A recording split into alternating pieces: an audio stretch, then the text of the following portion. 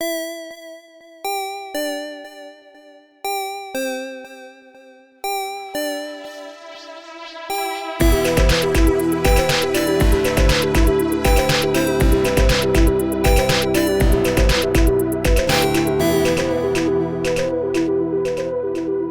so you had just opened the metal door and you looked past and you saw that the walls and the ceiling were all made of metal, and along all of those walls you'd seen like dozens of cocoons of webbing, and from there were cat ears poking out of one and cat noses poking out of another. It looks like this is definitely maybe all cats. Could we go up to one and see if they're breathing? Are they dead or? Okay, yeah. You can go up to one. Do you want to cut it open, pull it open? Yeah, try to cut it open around where it seems like if there's an ear or a nose, like where the face would be. Do any of you have like a dagger or a sword? I have a dagger. Same. Okay.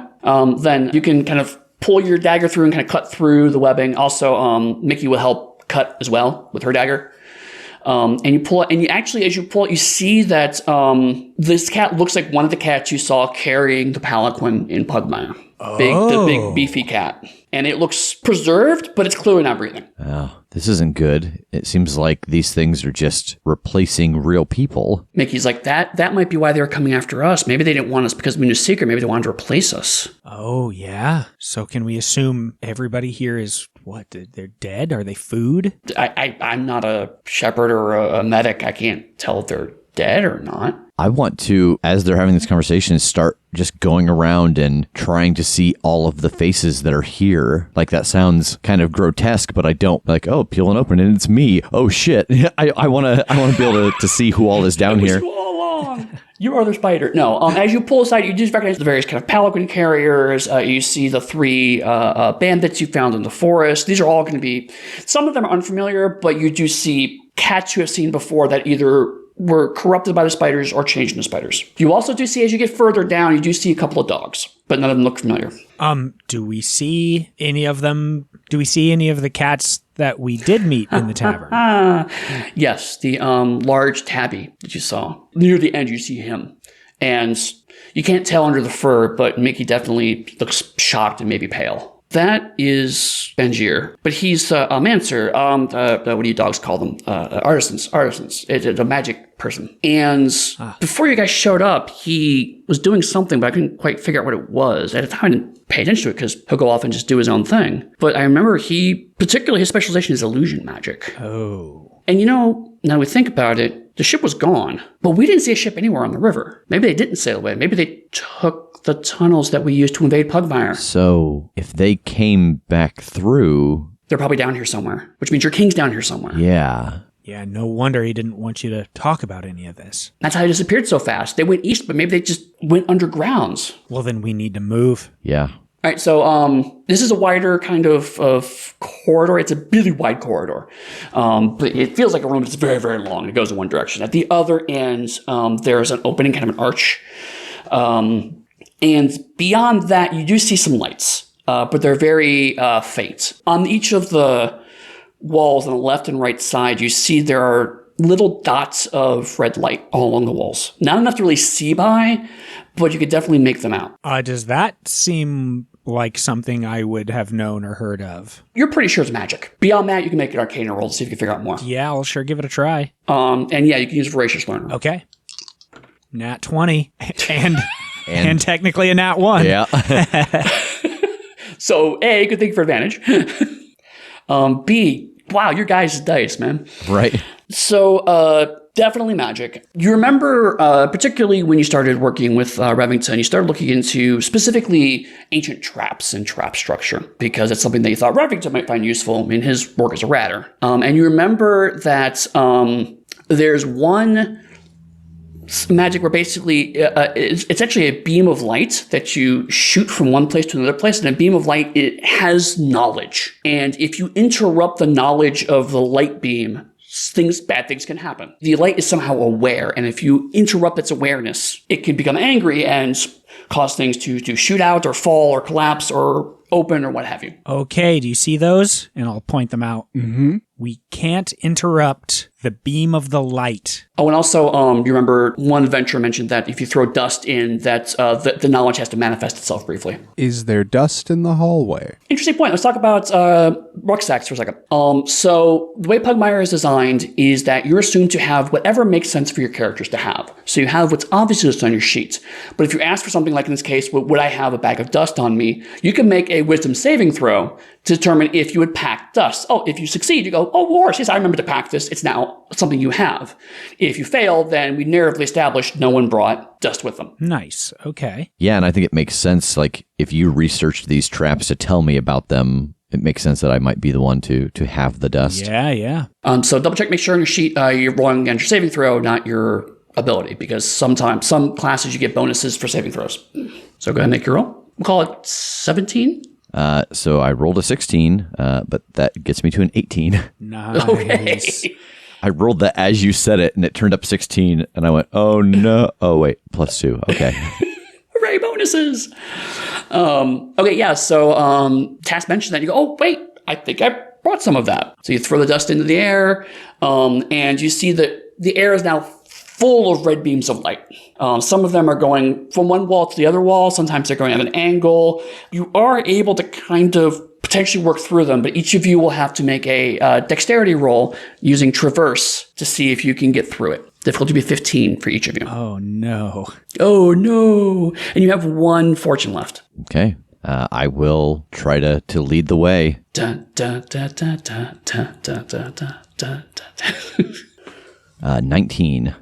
So you kind of slide and wiggle around each of them, but eventually you make your way to the end of the hallway on the other side of the lights. And I will turn back. I feel like, boy, who's the most clumsy of us? I have the traverse skill, actually. Okay. So I will, like, once I get to the end, again, I'm going to turn back towards Tass, and I'm going to say, hey, if you stick to this side, it looks like that's low there, but step high. And so he'll get a D4 that he can add to his roll. I dig it. Jacob, would you like to go first? Yeah. 6. My die was on a 19 and then rolled to a 3. Oh, no. You do have one fortune, or do you want to accept the consequences? I almost hate to use the fortune because then Tass has also got to, like, if it was the last person. Yeah, but this is going to set off. Well, I guess I'm assuming that this will set off for all of us. Yeah. That this will be a problem for all of us. If it was just me suffering a consequence, I'll take it, but we don't know that. Yeah. I'll take it. I'll take the hurt and hope that it's only going to affect me. So you start to make your way through, and there's some really tight spaces. You're kind of squeezing through, but luckily you have experience going through awkward spaces. Your experience as a guardian. But right near the end, you're not quite paying attention to where your tail is compared to everything else, and so your tail kind of sweeps right through one of the beams, and right across from you, the wall actually opens up to a small hole, and a metal bolt shoots out and hits you. You take 3 points of piercing damage. You get close to the end, you think you're going to make it, so your tail starts wagging because you're excited. That's exactly what I was going to say. I'm gonna make it. Ugh. I'm like, I can't believe I'm pulling this off. Wag. Oh, are you okay? Yeah, no, that wasn't so bad. I could probably take 11 more of those. If I had to put a number to it. Do you want to let Mickey go next, or you go next? Yeah, Mickey, show me the best path here again. Okay. She gets an rolls advantage because she has secret cat stuff, and so she takes another handful of dust and throws it up again, make sure, and kind of. You see, like, putting her paws up and checking between the fingers to see what the angle is. And then she just starts jumping, like, bouncing off between the walls and off the ceiling and jumping over through it, and just makes it through, like, flipping and leaping all the way to the other end. Tass, do that. I just can't. She showed you the path. Just follow her path. And I'm going to follow her path. Okay. Yeah, remember you have the D4 as well. Yep. 15. That is what you need. Oh, thank God. Thank God for that D4 and rolling a 4 on it. Oh, nice. You start to slide under, you pull your hand, and everyone's like, no. You're like, and you're going to make your way through and listening very carefully to Revington and everybody else, but eventually you do make your way through. Awesome. I imagine losing balance and almost tipping over and just mage handing myself, like just a little hand at my back, mage paw to hold me up, like, oh, God. So as you get on the other side, you see that there's another kind of, it's a smaller archway, more like a normal sized door, because the last one was just a huge metal door that was probably opened. This is a more normal sized archway. So you get probably a couple small dogs or one big dog through it. And on the other side, there are no more lights on the walls. The walls are still that kind of metallic metal as opposed to rock. But you see that there's an open pit kind of in front of you, like a square pit, and then there's edges along the side. And if you step up and look over, you can see there are spikes at the bottom of the pit. Oh my God. What is this for? Giant spiders? Like for them to throw us into? I don't know. I'm just trying to be helpful. I'm just kind of sheepishly like tracing my toe on the ground, looking at it. I don't know, man. I just felt like, I mean, nobody else was answering, so I felt like. Thank you. I appreciate it. It's very disheartening when you ask a question and everyone just stares at you. I appreciate the answer. Jake, I'll give you a fortune for trying valiantly to help so much. You're such a good dog. You're such a good dog. In this room, we see the metal walls and this pit with the lip and the spikes. Mm-hmm. Do we see any other like doors or hallways in here? Or is it too dark to see further? You can't really see much for beyond the pit because all you have is a flickering torch to work by. Yeah. Okay. But the lip on the edge, it's wide enough for a dog to kind of slide along. How deep is the pit? From what you're standing at, maybe about 20, 30 feet deep. Oh, yeah, that's deep. It's not the depth that gets you. It's the spikes. Let's be fair. It could be both. That's true. I guess the spikes become more prevalent the further the depth is. I don't remember how long it takes to reach terminal velocity for a dog, but we're going to find out. We're going to learn today. Oh, boy.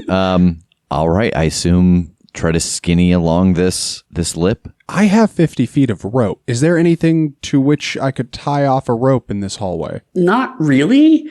The metal is kind of smooth along the edges. If you were to say like a dagger or something, kind of wedge it into the metal, you can try to do that because the metal's not solid. It's like there's like almost like slats of metal along the wall. So there are wedges because you can theoretically maybe wedge like a dagger or something else that's short and spiky into between those. Maybe, I mean, we could either try to like go down into the pit, but that way we're just moving kind of between the spikes, not falling onto them. And then, well, I don't know if we get the rope back up the other side. Or the first person across could kind of take an end of the rope with them, and then we could have it wedged on both sides so that everybody's at least got kind of a handhold to make this a little easier. I mean, if we all go down there and can traverse the spikes, I can get one person to the top on the other side. Hell, I can stay up here and hold the rope, like to let everybody else climb down first, and then you could start getting somebody up the other side, toss the rope over to them. Everybody can climb up the rope on the other side, and then I just have to try and navigate this pit, but that'll be fine. Like, I feel like of these options, like, I'm not going to be able to pull myself over on a rope,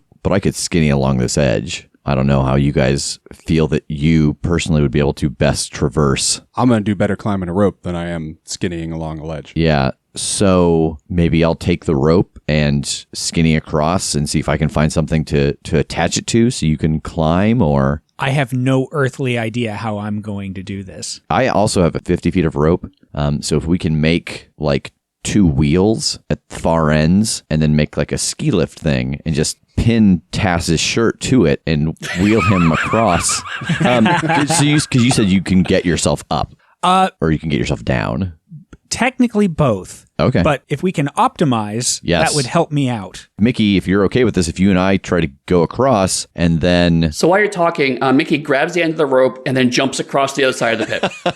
Oh, uh-huh. Uh-huh. But now what? Okay, so we've got a rope from one side of the pit to the other. Now, and I'll take out my 50 feet of rope. You can lower Tass down using this one. Uh-huh. And then I'll skinny across and we'll attach your extended rope across so that you can climb, and then Tass can navigate, and then you can pull Tass up on the other side. That works, and then I don't really have to do much of anything. Sounds like a great plan. Okay, so you lower Tass down, do and that. I'll sneak across, and I'll try to get across as well. I lower Tass down. So who's doing what first? Are you lowering Task down as Rev goes across? Is Rev waiting until Task goes down first? Oh, I imagine it's split camera. These things are happening at the same time.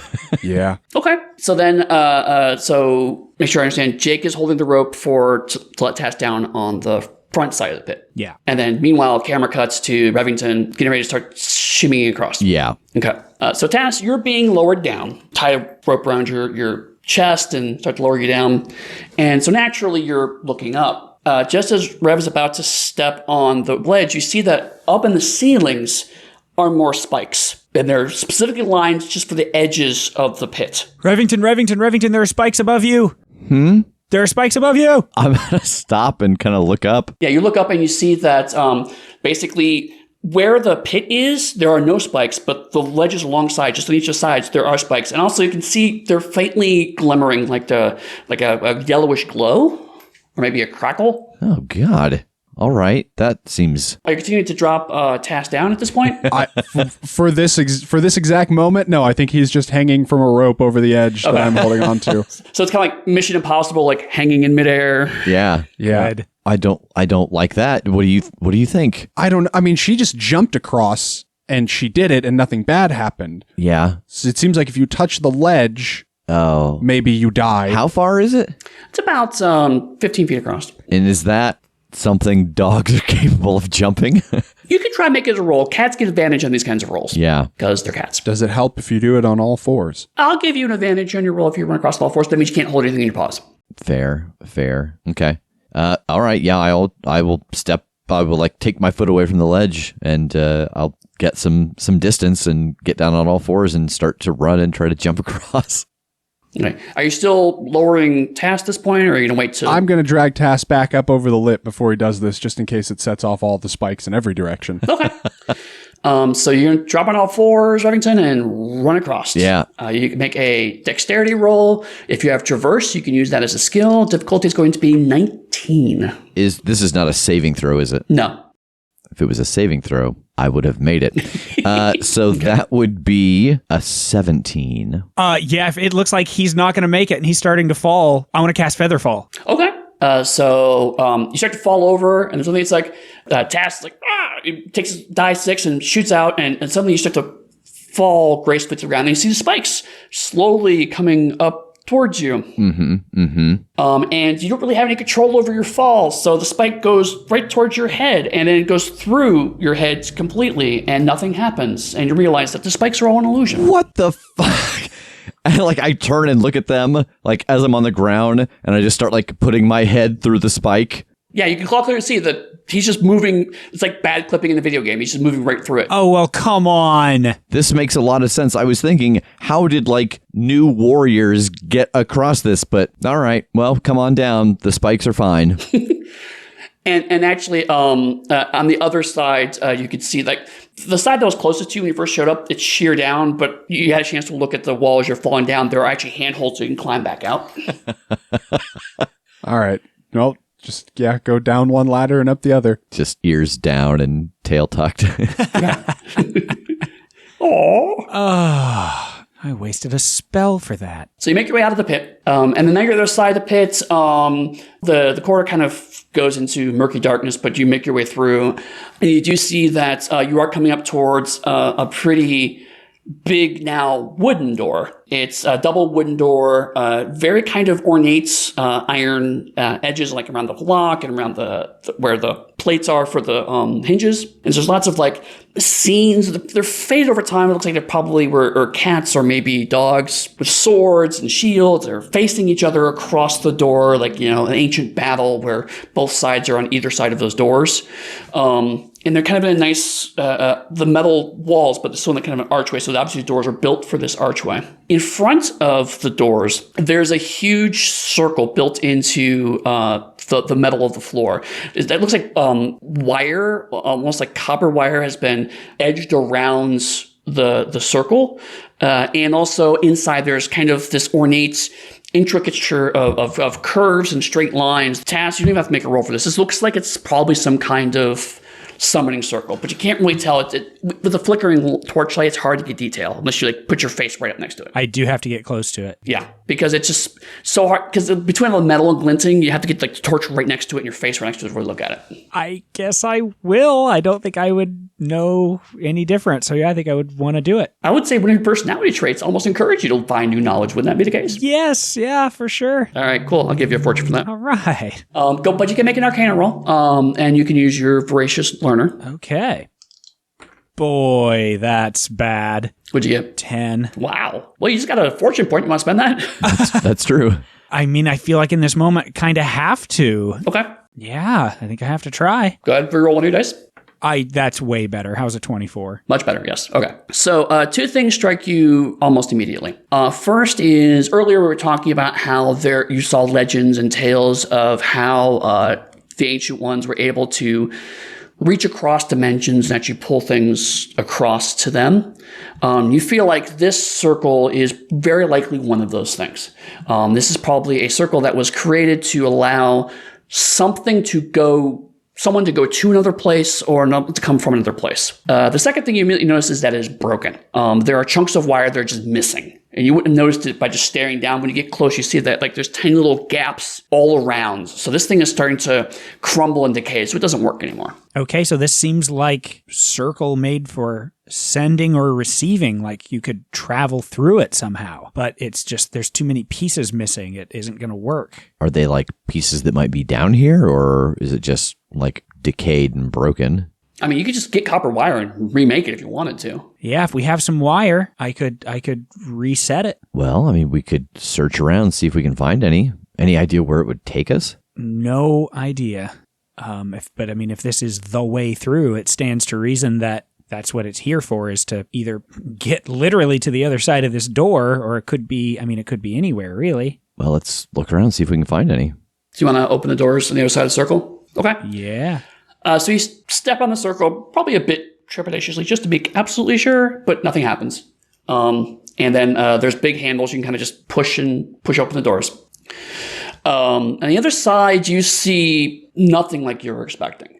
The walls have turned back to hewn stone. They're no longer metal. The whole room is circular, and there are stone benches on each side of the circle, almost like an amphitheater. And the place is easily, 60, 70 feet across. In the center of the stone floor is a huge image carved in of a black paw that you don't recognize.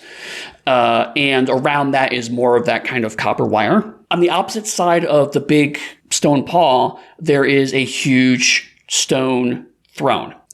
The throne itself it looks like it's old. The style of the way the carvings are working are definitely older, but it still looks like it's in really good shape. So it hasn't been used in a long time, or it just hasn't decayed as much as like the walls and the stairs you've seen previously. So it's in really, really good shape, and it's larger than you would expect. So if a dog or cat sat in here, they would be a little smaller than you expect in this really large throne.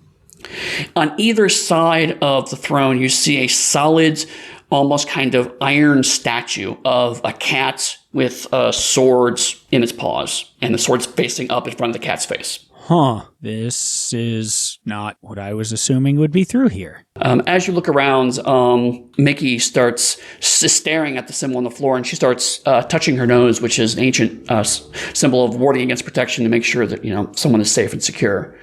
And she's like, I recognize that symbol.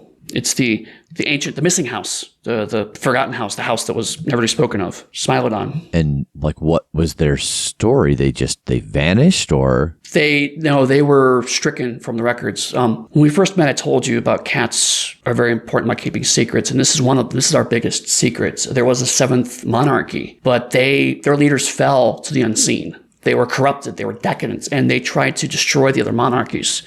So after their leaders were killed, we stripped all reference to them from our history. No one should know they even exist. This must be one of their ancient, courtrooms, looks like, or audience halls. What is this doing in the labyrinth underneath your nation? I don't know. No one's ever mentioned this, and it's something, well, I suppose if they found it, they probably wouldn't talk about it because we're not allowed to speak about it. So for all I know, generations of my family may have heard about this place and it's never spoken of it, but I've never heard of it. Right, or every soldier that came down here to test their mettle, that maybe that was part of it. Like, did they speak of this? What are the big cat statues made of? Look like iron. Do you walk up to the statues and look at them more closely? I just wanted to go knock one of them over. Okay.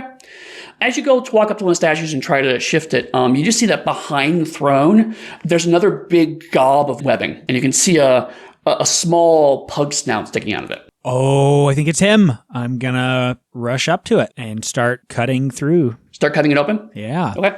As soon as your dagger starts to go into the webbing, the two metal statues, you hear a kind of chink, and pieces of the statue start to kind of fold and collapse into themselves and start to spread out, and eventually they become these metallic-looking spiders. Oh, man. I knew these were going to come to life. I'm just pulling out my hammer. Go ahead and roll initiative. I have a 20. 14. 9. So I get to go first. Well, actually, no. Mickey might roll higher. No, she doesn't. Okay. The metal spiders, one of them is going to skitter off up one of the walls and towards the ceiling. The other one is going to attack Task, because Task is closer.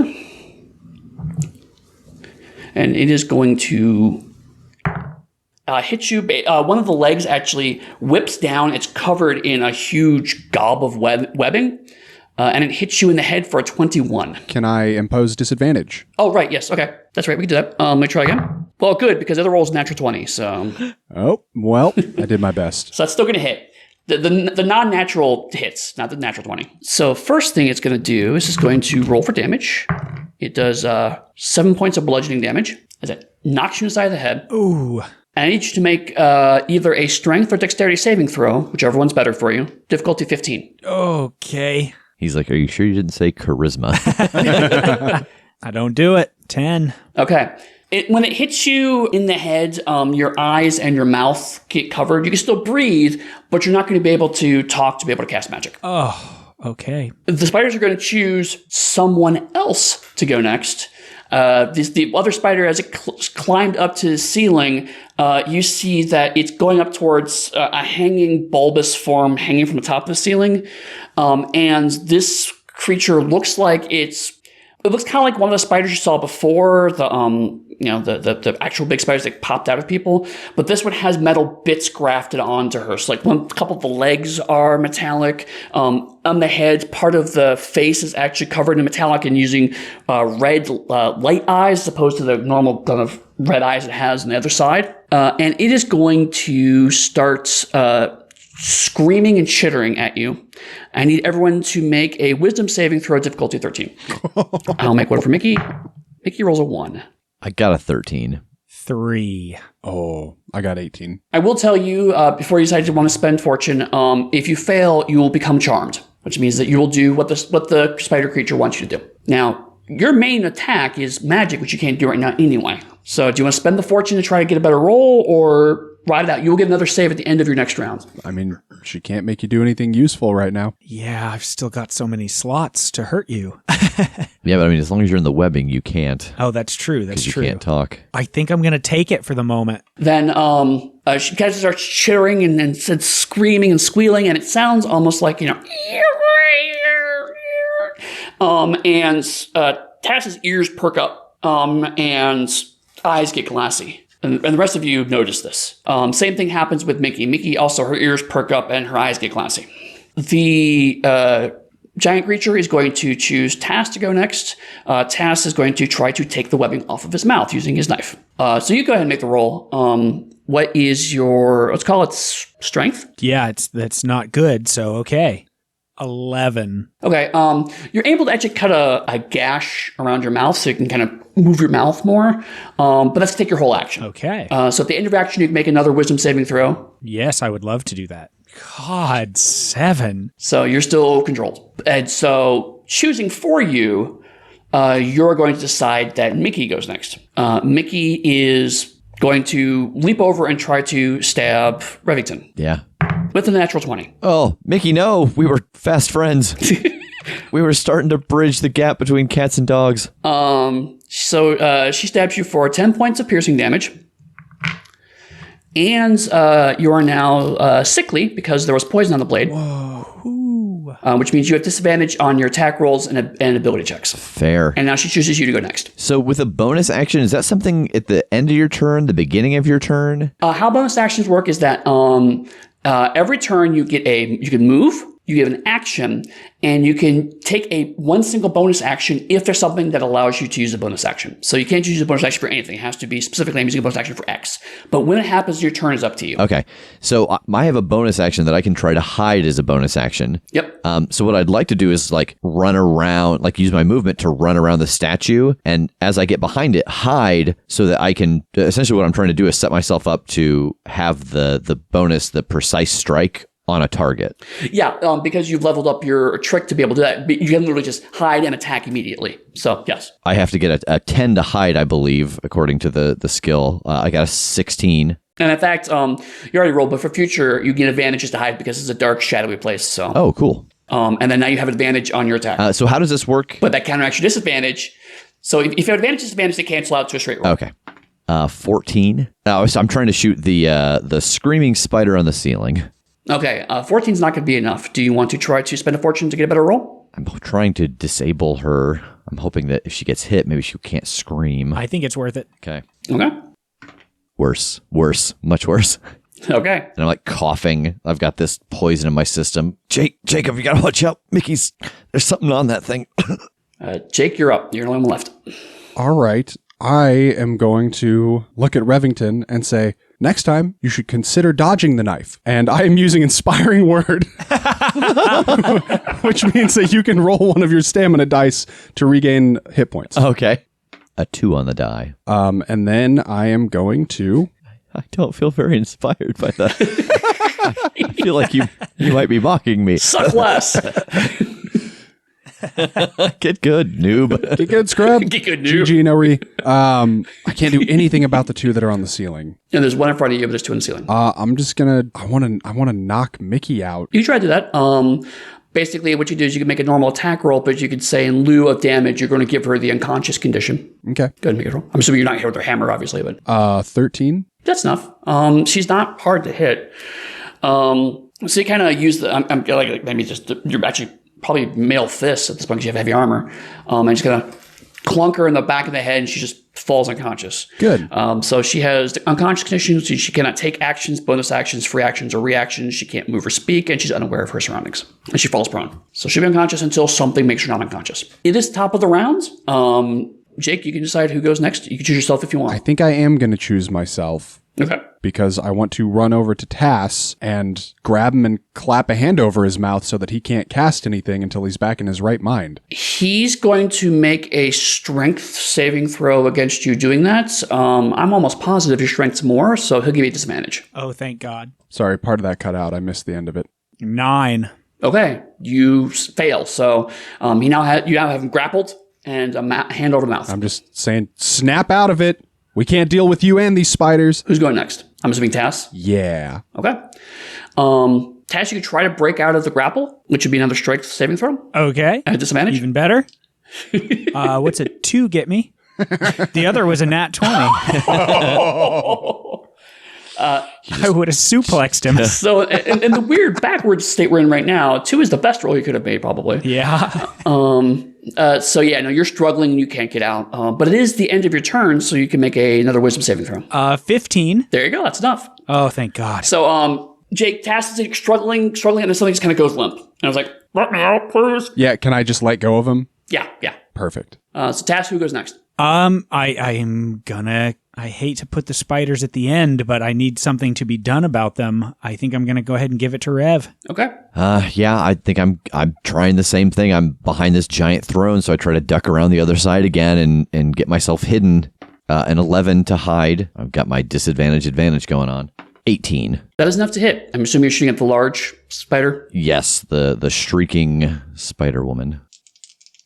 11. So your arrow goes through, and over the past week of this adventure, your arrows have just been generally really true. You just nail them. And this is another example where you just feel it's going right in. But something weird happens is that it goes into her thorax area, kind of the abdomen-ish area. And it passes like halfway through, but then you can see it kind of catch onto something and starts to bleed around the area. It's almost like she's not entirely there. She's like kind of half there and half not. Huh. But you did do some damage. You did hurt her. But it was just, it actually went further in than you thought it should have hit before it actually started giving some kind of damage. So for mechanical purposes, she is resistant to at least piercing damage, which means she takes half damage. Okay. Yeah, and I'll shout that out. Like, hey, whatever she's made of, like, some of it is just, it's giving before these arrows sink in. And I think, I mean, it's the spiders now. Is she still chittering? No, she has stopped. Okay. The Saul spiders are going to go. The one on the ground is going to try to go after Jake because it does not like Jake anymore. That's fair. And it rolls a 3. So the webbed fist kind of comes down and just completely misses you. Looks like it's a little unsteady on its legs. The second one starts climbing back down to the ground. But it can only get down to the ground. It can't actually close and attack you yet. So it's still just kind of standing there. The large spider, she is going to just drop on Rev. She's going to let go and just fall onto Rev. Oh. You can make a dexterity saving throw. Yeah, please. And this is my saving throw that I have a proficiency in. 17. Okay. So you kind of, almost like half an instinct, you duck away as this creature kind of just lands on the ground. And again, like the way she kind of bounces after landing, you can almost see, like, you see through almost parts of her, like she's not entirely there. And the way she lands is much lighter than you expect this big giant creature to land. Otherwise, she's on the ground and she did what she was trying to do and failed. So it's top of the round. The spiders are going to choose themselves to go because they're assholes. The giant spider is going to try to take a swing at you, Ruff. 23. Oh, yeah. Her claw kind of goes into your head. And again, it kind of passes through into your skull. So it's actually not piercing your flesh. And you feel parts of your mind being ripped out. You will lose 4 points of wisdom. Whoa! So as a note, if your wisdom goes down to 0, you will die. Or start dying, I should say. Okay. And you see that the wound that you gave her earlier is now healing up as a result. The spider next to... Actually, there's 2 spiders on the ground now. So one's going to attack Jake and one's going to attack Tess. Just do it that way. Oh. One attacking Jake rolls a 25. Yeah. So that does 6 points of bludgeoning damage. And you make either a strength or dexterity saving throw. I will make a strength saving throw. Okay. Difficulty is 15. 14. That is not enough. You have 1 fortune left if you want to spend it, but otherwise you will not be able to swing your sword arm. I do want to spend it. Is that okay with everyone? Yes. 17. Okay, that's enough. So you see the webs kind of starts to crawl over your arm, but you pull your arm out and manage to rip it off before it gets too far, like fossilized, as it were. Nice. The other one's going to attack Tess. And it rolls natural 1. So it tries to go for you again, and the webbing actually starts to backfire and go up the arm. So its arm is now immobilized, and it's kind of wobbling a bit, so it's a bit unsteady. So I'm going to say that it is stunned for this round as it tries to tear its arm back apart. So they're going to choose, let's say, Tass to go next. Oh, I had a whole other plan, but if this thing's sort of stunned, I think I see an opportunity here, so I'd better try to acid arrow this thing. Okay. That is a 22. That definitely hits. Awesome. So that takes 9 acid damage for the moment. You basically kind of, again, a gout of acid comes out from your D6, and the head of it actually melts and starts to collapse. Doesn't seem to be impacting its ability to thrash around as much, but certainly there's a lot less of it there than there was before. Okay. Could I actually use a bonus action to cast another spell? Does the spell allow you to cast with a bonus action? It does. Okay, go ahead and cast it. Yeah, I want to hit Jacob with Suffuse Weapon. What does that do? That gives you a +1 to attack and damage while I concentrate, as long as I concentrate on it anyway. Okay. The hammer starts to kind of a white glow to it. Who goes next? I think I am throwing that to Jacob. Okay. I am going to run over to the spider that's attacking Revington. Thank God. Is it still like holding him or anything? No. It looks like basically kind of the claw kind of went through his head and back out. He just looks shocked and stunned. Not in the mind-controlled way you saw earlier, but more just like distracted. Yeah, I'll run over there. And I'll say, hey, stay with me, man. All right, if we stick together on this, we can take these things out back to back, Charlie's Angels style. Let's do it. All right. And I am going to use my second charge of Inspiring Word so that you can heal another stamina die. I love that Charlie's Angels exists in this world somehow. Yeah. And how does the condition, like from the poison, work in the sense of trying to heal that? You have to find a way to remove sickly. If you want to, you could spend your stamina die to just say you're no longer sickly instead of taking stamina dice back. I think I want to do that. So I need to get rid of this disadvantage on my attacks. Okay, so then your inspiring word kind of encourages you to shake off the malaise that's hanging over you, and so you kind of work through it. And then I want to clobber this monstrosity. Make sure you add your bonus from the infused weapon. 25. Oh yeah, that hits. 7 points of damage. So good news, bad news. The bad news is it is also resistant to bludgeoning damage. The good news is it is not resistant to magic damage, which your weapon now is because it has been given a spell. Yeah. So you swing your hammer down, and the light actually kind of glows, and you feel like the light's almost filling in gaps in the spider. So like where it's just kind of see-through before, the light actually kind of fills it in, and you can feel the give under your hammer as like it hits clearly onto metal and flesh, and you just smash its head open completely. There's not only that kind of weird greenish goo you saw before, but also there's like sparks of lightning coming out of its head and just spraying out into the sky. The other two metal spiders immediately seem to turn like almost see-through and then disappear. And you have a dead metal flesh spider, and the other two metallic spiders are just gone. Okay. What is happening?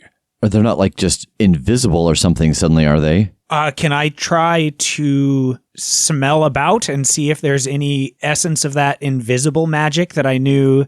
You smell around, smell magic, and it's not invisibility. It's just they have somehow completely disappeared. Okay. No, they're not here. They're gone. Okay. Go over and continue trying to cut the pug that we saw out of the webbing. Cut through, and you do see pretty quickly that this is King Puckington. He is a fawn pug, a little older, there's a little bit of gray in his fur, but not too much. And he's also unconscious, probably even a little doped up.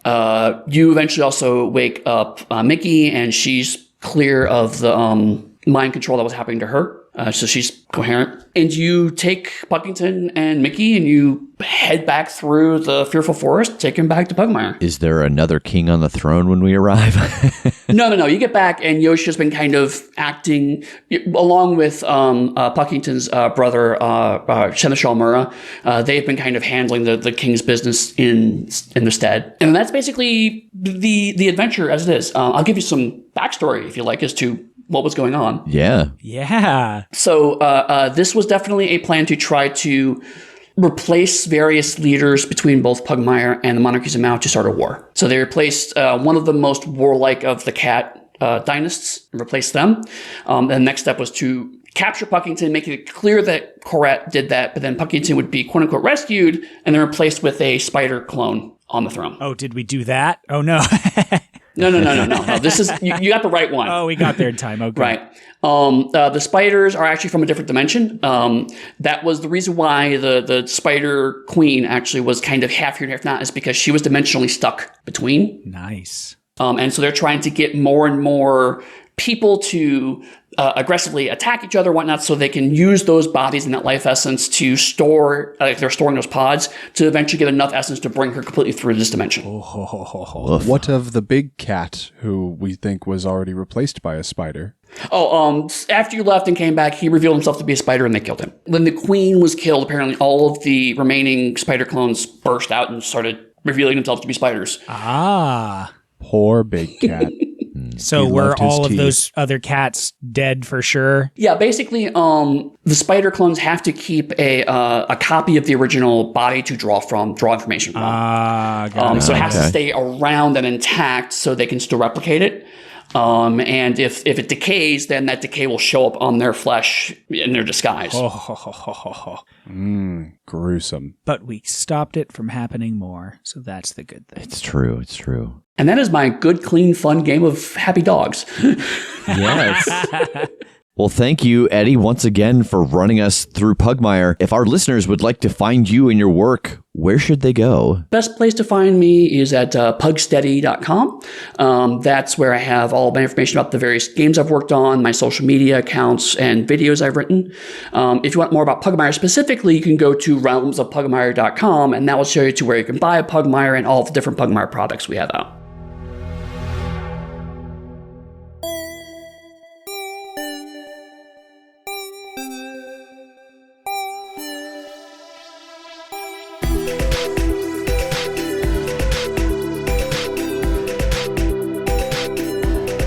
The Critshow is a Critshow Studios production, edited and produced by Brandon Wentz with music by Jake Purley. You can find more information about us at thecritshowpodcast.com. To keep up to date with upcoming live shows, contests, and other special events, follow us at The Crit Show on Facebook, Instagram, and Twitter. For even more weekly content, join us at patreon.com/thecritShow.